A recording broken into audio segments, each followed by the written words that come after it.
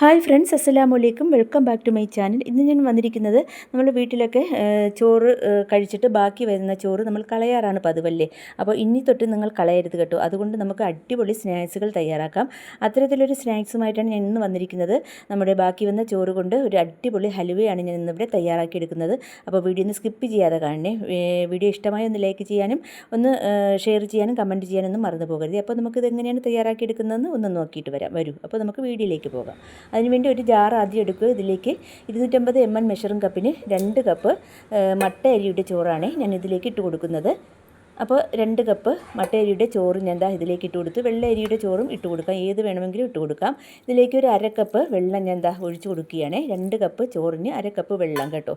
എന്നിട്ട് ഇത് നന്നായിട്ട് അടച്ച് വെച്ചിട്ട് നന്നായിട്ട് ഫൈനായിട്ട് തന്നെ അരച്ചെടുക്കുക.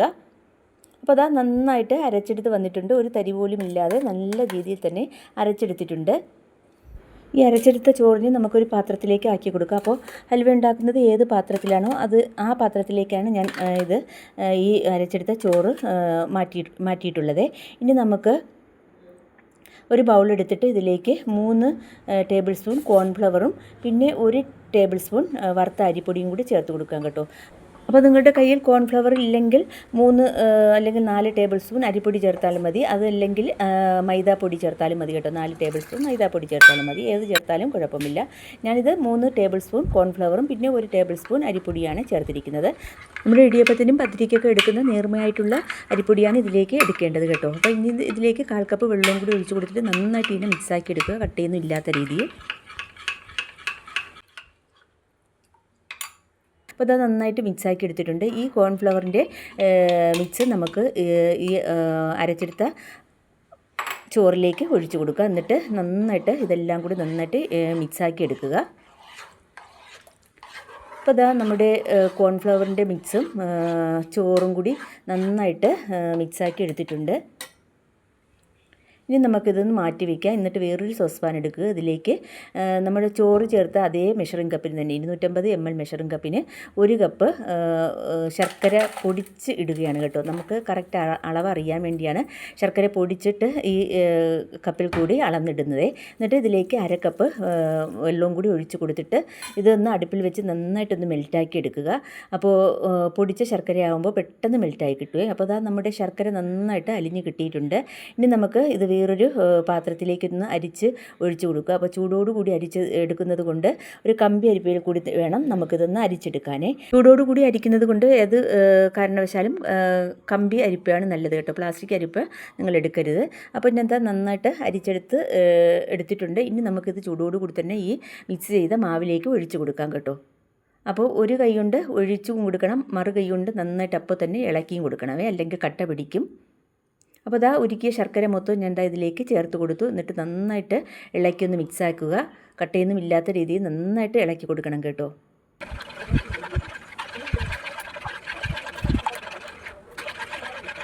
അപ്പോൾ നമ്മുടെ മെൽറ്റ് ചെയ്ത ശർക്കരയൊക്കെ ഞാൻ ഇതിലേക്ക് ഒഴിച്ച് കൊടുത്തിട്ട് നന്നായിട്ട് മിക്സാക്കി എടുത്തു. ഇനി നമുക്ക് നേരെ അടുപ്പിലേക്ക് വെക്കാം. എന്നിട്ട് വേണം ഫ്ലെയിം ഓൺ ആക്കാനേ.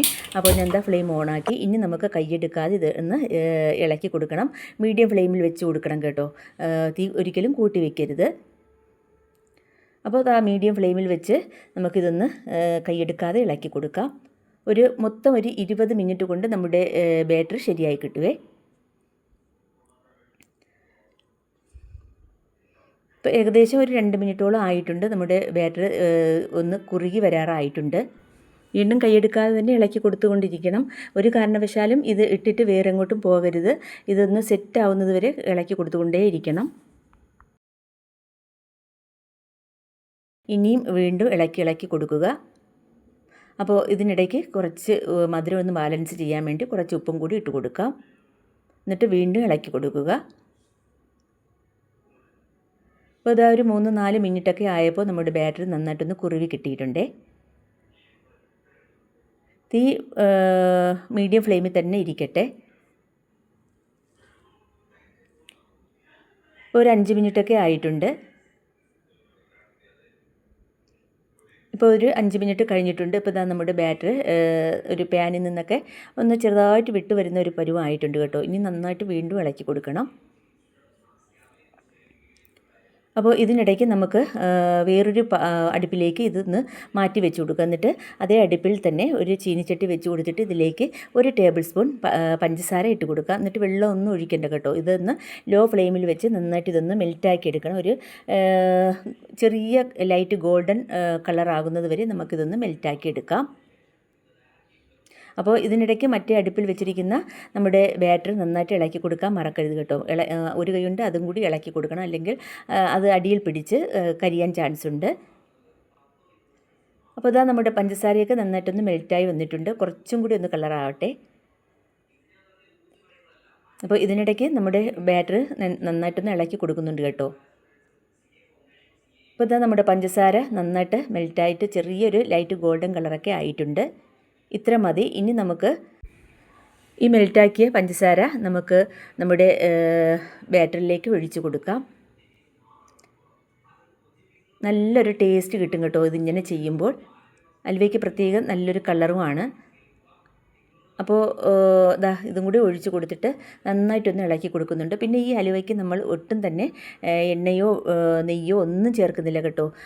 നെയ്യും എണ്ണയും ഒന്നും ചേർക്കാതെയാണ് ഞാൻ ഈ ഹലുവ തയ്യാറാക്കി എടുക്കുന്നത്. അപ്പോൾ വീണ്ടും ഞാൻ നന്നായിട്ട് ഇളക്കി കൊടുക്കുന്നുണ്ട്. ഒരു 10 മിനിറ്റ് ആയിട്ടുണ്ട് കേട്ടോ.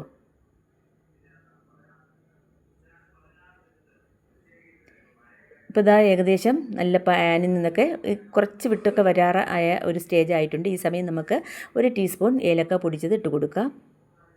എന്നിട്ട് വീണ്ടും ഒന്ന് ഇളക്കി കൊടുക്കുക. ഏലക്ക പൊടിച്ചതില്ലെങ്കിൽ നിങ്ങൾക്ക് ചതച്ചിട്ട് കൊടുത്താലും മതിയാവും കേട്ടോ. ഒരു 4-5 ഏലക്ക ചതച്ചിട്ട് കൊടുത്താലും മതി. ഇപ്പോൾ ഏകദേശം ഒരു 10 മിനിറ്റ് ആയിട്ടുണ്ട്. നമ്മുടെ പാനിൽ നിന്നൊക്കെ നന്നായിട്ട് ഈ ബാറ്റർ വിട്ട് വരുന്ന ആകുമ്പോൾ നമുക്കിതിലേക്ക് 2 ടേബിൾ സ്പൂൺ കാഷ്യൂനട്ട് ചെറുതായിട്ടൊന്ന് ഞുറുക്കി അതും കൂടി ഇട്ട് കൊടുക്കാം. എന്നിട്ട് വീണ്ടും ഒന്ന് ഇളക്കി കൊടുക്കുക. കാഷ്യൂനട്ടോ ബദാമോ കിസ്മിസോ എന്ത് വേണമെങ്കിലും നമുക്ക് ഇട്ട് കൊടുക്കാം കേട്ടോ. ഡ്രൈ ഫ്രൂട്ട്സുകൾ ഏത് വേണമെങ്കിലും ഇട്ട് കൊടുക്കാം. അതൊക്കെ ഓരോരുത്തരുടെയും ഇഷ്ടമാണ്. ഉണ്ടെങ്കിൽ ഇട്ട് കൊടുക്കുക. അപ്പോൾ ഞാൻ ഒരു 15 മിനിറ്റ് ആവാറായപ്പോൾ ഇത് ഒരു ചെറിയൊരു ഫ്ലേവറിന് വേണ്ടി 1 ടീസ്പൂൺ നെയ്യ് മാത്രം ഒന്ന് ചേർത്ത് കൊടുക്കാം. ഈ 1 ടീസ്പൂൺ നെയ്യ് മാത്രമേ ഞാൻ ഇതിലേക്ക് ചേർത്ത് കൊടുക്കുന്നുള്ളൂ കേട്ടോ. എന്നിട്ട് വീണ്ടും നന്നായിട്ടൊന്ന് ഇളക്കി കൊടുക്കാം.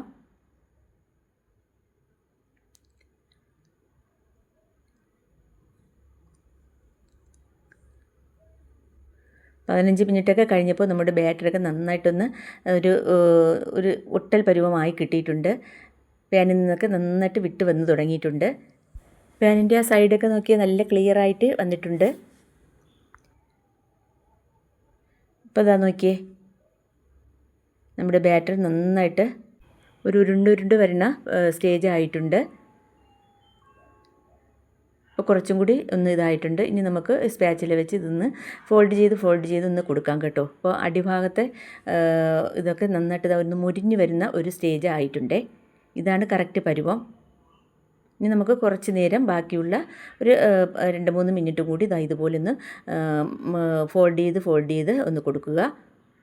അപ്പോൾ നന്നായിട്ട് നമ്മുടെ ബാറ്റർ നന്നായിട്ട് ടൈറ്റായി കിട്ടിയിട്ടുണ്ട്.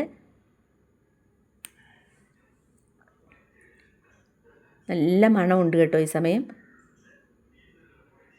അപ്പോൾ നമ്മുടെ എണ്ണയൊന്നും ഒട്ടും ചേർക്കാത്ത, നെയ്യോ എണ്ണയോ ഒട്ടും ചേർക്കാത്ത, പേരിന് വേണ്ടി 1 ടീസ്പൂൺ മാത്രമേ ഞാൻ ഇതിലേക്ക് ചേർത്തിട്ടുള്ളൂ.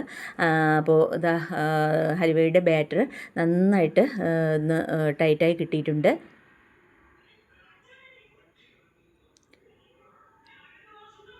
ഇത്ര മതി. ഇനി നമുക്ക്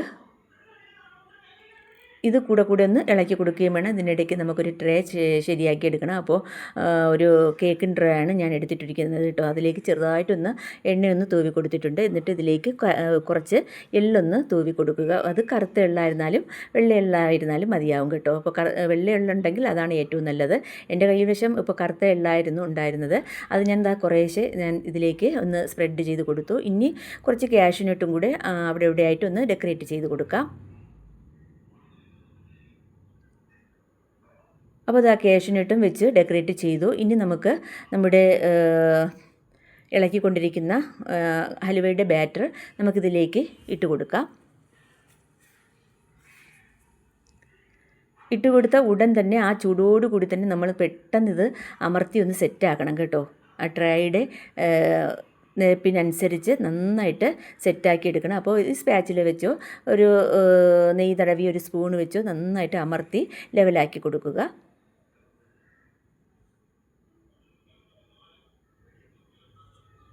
അപ്പോൾ 1 മിനിറ്റോളം സമയമെടുത്ത് ഞാൻ നന്നായിട്ടൊന്ന് അമർത്തി സെറ്റാക്കിയിട്ടുണ്ട്. ഇനി ഇത് 2 മണിക്കൂർ ഒന്ന് സെറ്റാവാൻ വെക്കണം. ഒരു 5 മണിക്കൂറെങ്കിലും വെച്ചാൽ അത്രയും നല്ലതാണ്. അപ്പോൾ ഇതാ 2 മണിക്കൂർ ആയിട്ടുണ്ട്. നമ്മുടെ ഹലുവ ഇവിടെ സെറ്റായി കേട്ടോ. നമ്മൾ ചോറ് കൊണ്ട് തയ്യാറാക്കിയ ഹലുവ ഇവിടെ സെറ്റായി. ഇനി സൈഡ് ഇതുപോലെ ഒന്ന് പിച്ചാത്തിയോ സ്പാച്ചിലോ വെച്ച് ഒന്ന് വിടുവിച്ച് കൊടുക്കുക. അപ്പോൾ ബാക്കി വന്ന ചോറ് ഇനി കളയരുത് കേട്ടോ. ഇതുപോലുള്ള അടിപൊളി സ്നാക്സുകൾ നമുക്ക് തയ്യാറാക്കാം.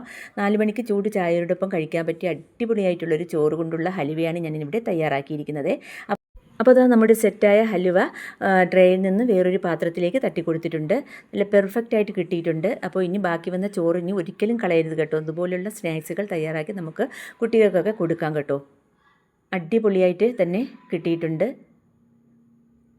ഇനി നമുക്കിത് കട്ട് ചെയ്ത് സെർവ് ചെയ്യാവുന്നതാണ്. അപ്പോൾ കട്ട് ചെയ്തെടുത്തിട്ടുണ്ട്. ഇപ്പോൾ നോക്കിയേ, നല്ല സോഫ്റ്റ് ആയിട്ടുള്ള ഹലുവയാണ്. അപ്പോൾ ഇതൊന്ന് പിളർന്ന് കാണിച്ചു തരാവേ. അപ്പോൾ നോക്കിയേ, നല്ല സോഫ്റ്റും നല്ല സൂപ്പർ ടേസ്റ്റുമാണ്. അപ്പോൾ എല്ലാവരും ഇതുപോലെ ഒന്ന് ട്രൈ ചെയ്യുക. എന്നിട്ട് നിങ്ങളുടെ അഭിപ്രായങ്ങളൊക്കെ കമൻറ്റ് ബോക്സിൽ എഴുതി അറിയിക്കുക. അപ്പോൾ ഇന്നത്തെ വീഡിയോ നിങ്ങൾക്ക് എല്ലാവർക്കും ഇഷ്ടമായെന്ന് വിചാരിക്കുന്നു. വീഡിയോ ഇഷ്ടമായ ഒന്ന് ലൈക്ക് ചെയ്യാനും ഷെയർ ചെയ്യാനും കമൻറ്റ് ചെയ്യാനും പിന്നെ ഹൈപ്പ് ചെയ്യാനും മറന്നു പോകരുതേ. പിന്നെ എൻ്റെ വീഡിയോ ആദ്യമായിട്ട് കാണുന്ന കൂട്ടുകാരുണ്ടെങ്കിൽ പ്ലീസ് ഒന്ന് സബ്സ്ക്രൈബ് ചെയ്ത് ഒന്ന് സപ്പോർട്ടും കൂടി ചെയ്യണേ. അപ്പോൾ ഇന്നത്തെ വീഡിയോ ഇത്ര തന്നെ. അടുത്ത നല്ല വീഡിയോസുമായിട്ട് വീണ്ടും കാണാം. അതുവരേക്ക് എല്ലാവർക്കും താങ്ക് യു.